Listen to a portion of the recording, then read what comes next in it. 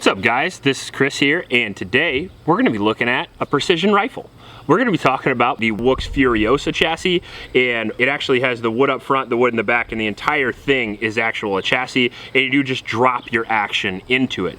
And this is Savage Model 10 6.5 Creedmoor action that we put in this bad boy, and it's a really easy install. This is made out of real wood, not composite by the way, and it does come from Hickory, North Carolina. Now there are other models as well, and some of the brands that you can drop in here are not just Savage, but you can drop Tikka in here if you want, a Remington, and all the other major brands as well. But as a guy that loves the classics, I gotta say, I like the way this looks. First, I do want to mention, if you like these videos, if you like the non-biased content, we try to make gun videos for you guys, not for the industry. Because of that, we really appreciate your support on Patreon. We really appreciate you liking and subscribing and sharing the content. If you want to subscribe on Patreon, all you got to do is go to the link in the description below. That helps out the channel. If you don't want to do that, Super Thanks is also available. It's YouTube's version, and we really appreciate that. So if you look over here, this is actually the Forend. Now, this is an M-LOK capable Forend. We actually have a Magpul bipod on this bad boy, and as you can see here, it's full wood, but it has a metal inlay, so you can add your bipod and your accessories, your rangefinder, and all that cool stuff if you want to.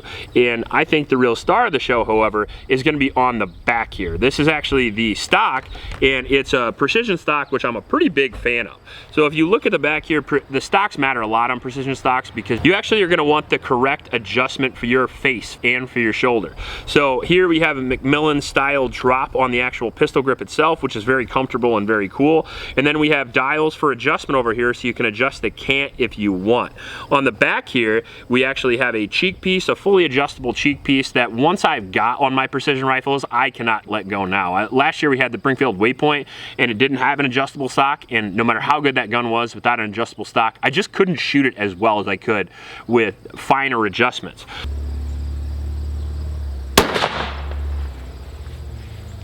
Now, one of the things I like about this so much is how unbelievably comfortable the pistol grip is, I have to admit, because it's got this texture right here, and it's a big fat fucking pistol grip, so it feels really, really good.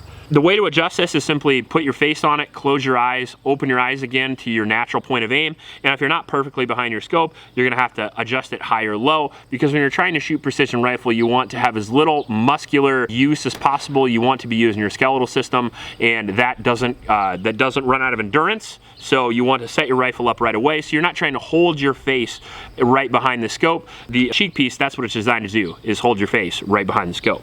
So you can adjust that by just pulling out this dial. It's super easy, super QD. Not only is it comfortable and cut just perfectly as far as length goes, so your face sits right on it, but you also are able to adjust the length as well, which is very nice, especially for a big dude like me, because if I'm all snuck up on there, I get real close to the back of the scope, and it's really uncomfortable.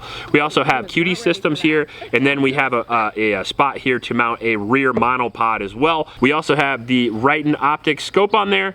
Now the chassis system is extremely beautiful, but one thing you have to remember is it is a little pricey because it is a performance part, and it is around $1,100, but by comparison to a lot of the other chassis on the market, it has the same features, looks a little better as well, functioned extremely well. Held the bipod, loaded the bipod, everything was great as far as that goes. Obviously free floats the system, really nice.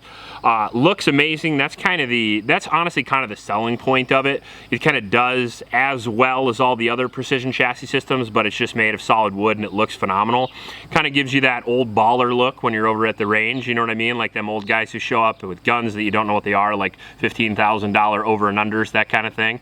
You get to sit in that crowd when you have something like this. So I was pretty happy with it. The butt pad was extremely comfortable. It felt like a limb saver or a little bit better. The adjustments are perfect. I love a rifle that's fit to me personally because I'm such a tall guy and I've got really lanky arms. So adjustable features is always a plus for me. As far as the rifle went, it was a little gritty going back and forth with the old Savage 110. I need to put some lube on the motherfucker, but trigger was excellent. Everything was good as far as that goes. Accuracy was unbelievable. All right, you see that? See that hostage plate? I can barely see that thing from here. Okay. Because it's at an off angle. It's a 6-inch plate, but I can only see about 2 inches of it. Okay. Which is a pretty realistic target, I'd think, normally.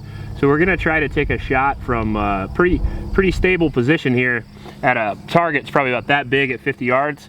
Not the most amazing shot in the world, but we'll see if we can do it in one.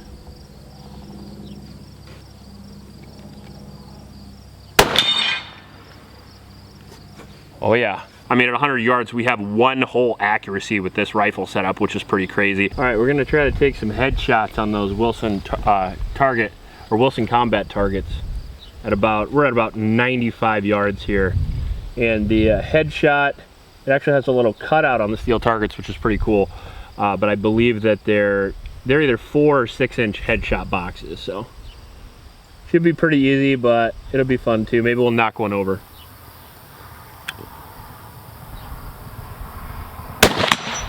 Boom. It really likes that 120 for some reason. We just get solid 1 hole groups every single time we shoot at 50, and then at 100 yards, almost always the bullets are touching.